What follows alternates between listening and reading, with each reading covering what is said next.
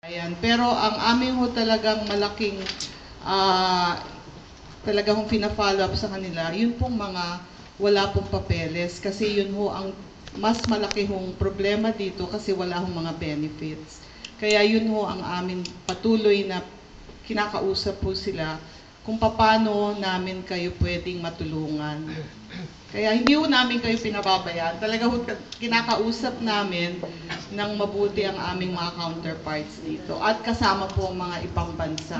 Ma'am, baka naman ho, total, nasabi na ho ninyo yun, ma'am, ano. Napakaganda ho kung halimbawa makakapagpalabas kayo sa website natin or sa sambayanan na kayo ho ay marong ginagawa para sa mga illegal, sa mga TNT, para kumbaga sa ano, malubag man yung kaluban, kumbaga sa ano, ito palang gobyerno natin hindi rin tayo pinababayaan bilang mga TNT. Para kumbaga sa ano ma'am, para hindi ho yung puro naman atake ng atake. Kumbaga sa ano, napagbigyan ninyo ang aming katanungan, yung kasagutan naman yung mapagbigyan din natin sa mga TNT. Kumbaga sa ano, sasabihin natin, ang EPS, na ipalabas po natin doon sa website natin na may ginagawa kayo, ma'am, magpalabas din naman kayo para doon sa mga TNT para lalo ho kaming matuwa sa inyo. Maraming salamat. Kasamang Aldo, kanina nga, yung tanong ng ating kasama doon, di ba? Ma'am, ano po ba yung nagagawa para sa mga kagaya namin? Kaya sabi ko, 2 forum na po. Yung forum na pong yan ay international forum. Hindi lang po ang nakikinig ay Pilipino, nakikinig po ang mga ibang bansa, nakikinig ang mga stakeholders. Yung unang forum ay forum ng EPS. Ito po ay organized ng MOEL at ng HRD. Yung isa pong forum na ginanap lamang noong December 3 ay Immigration Forum. So, doon po sa 2 forum na yan, kahit po binabanggit ang EPS at kahit doon sa isang forum ay binanggit din ang multicultural families, binanggit po ang pag-aaral tungkol sa amnestia. Yan po ang sinasabi ko. Kaya nga binigyan ko rin si kasamang Paul ng kopya at eksplanasyon na pag-aralan nyo na magkaroon ng amnesty para sa ating mga manggagawa. Ma'am, doon po sa 278 foreign workers total dito sa Korea, 24,000 ng Pilipino nakalagay dun sa... May datos po ba kayo kung ilan yung nagpa-release at hindi nagpa-release doon sa 24,000? Wala po kaming kopya kung ilan ang of the 24,000 Filipino workers, kung ilan ang nagpa-release. So, kasi ang mag-aano po niyan ay ang MOEL o ang HRD. Ngayon, meron din pong mga talagang naka-straight. Kasi marami na po ang nagtatanong sa amin, naka-straight po sila.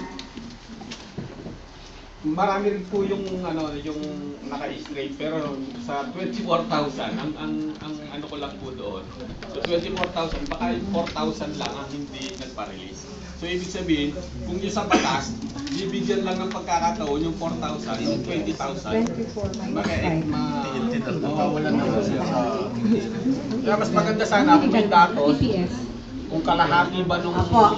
Sige po, ganito ha, as of December 30, 2011, ang total ng EPS lang po ang pinapag-usapan natin na hindi. Ang total na Filipino na EPS, 24,264. Dun sa total number po yan, 5,469 ang irregular. So, 24 minus 5,004. So, sabihin po natin, ang registered or regular workers ay 19,000 plus.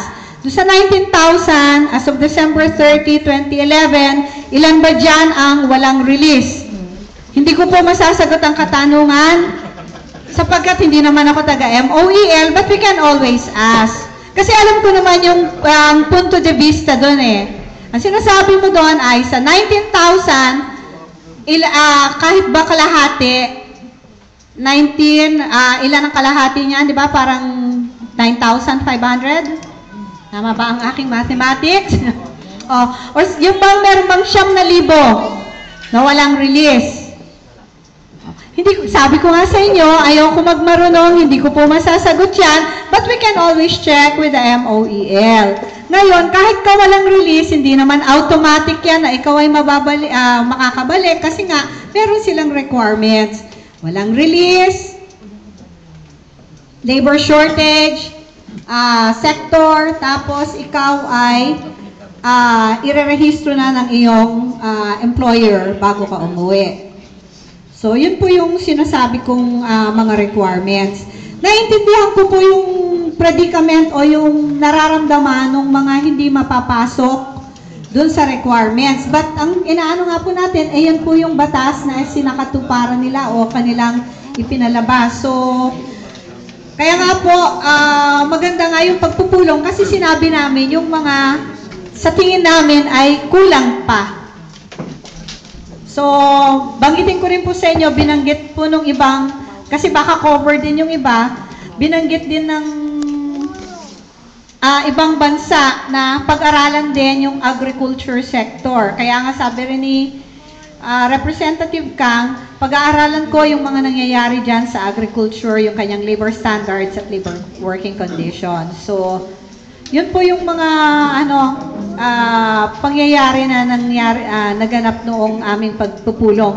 Ngayon, kung kayo po ay may mga mungkahi o adhikain, pwede naman po nating iparating yan.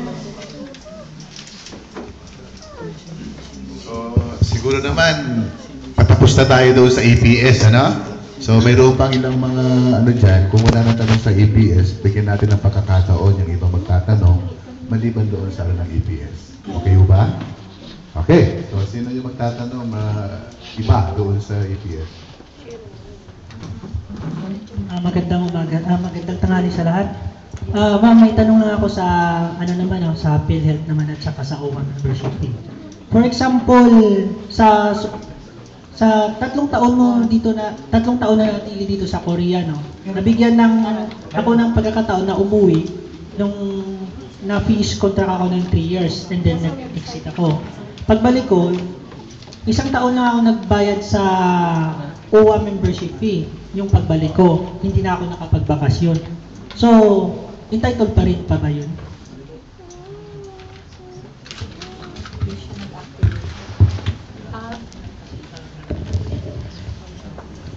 Ang tinatanong mo yung availment dun sa PhilHealth as a member ng benefits. At saka sa OWA, ma'am.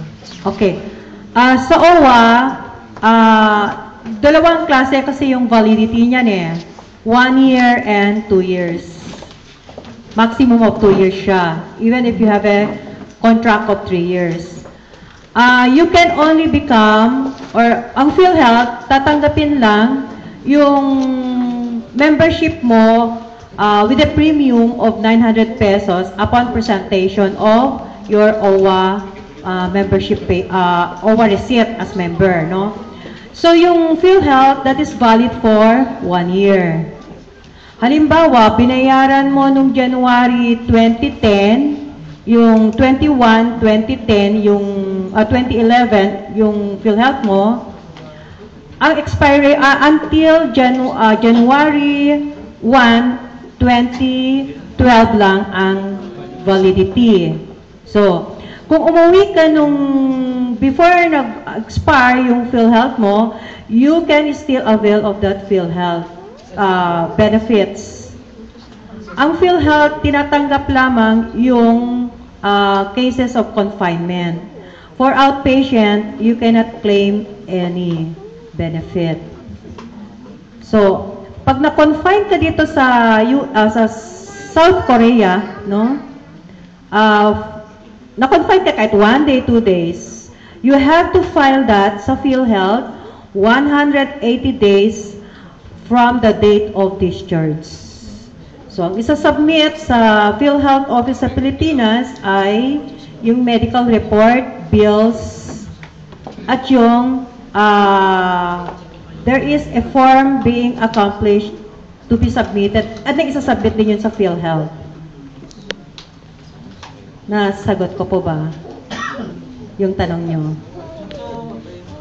Para lang maalam ng mga kapatiran, no? Kasi marami din na may alam din ako na yung iba hindi yearly nakapagbayad ng PhilHealth o yung OWA membership nila. Ugali sa embassy natin. Oo. So, ganito yan. Kung OWA member ka, kasi hindi ka tatanggapin ng PhilHealth kung hindi ka OWA member mo.